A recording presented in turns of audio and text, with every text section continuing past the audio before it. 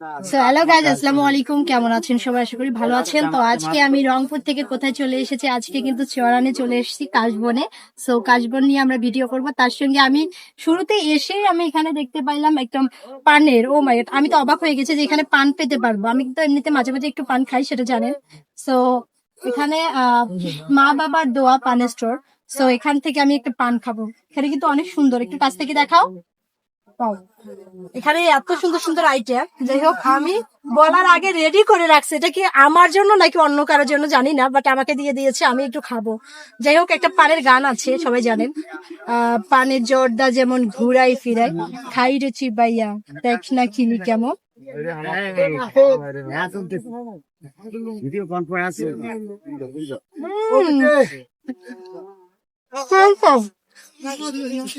তো ভাইও কোথাও দোকানদার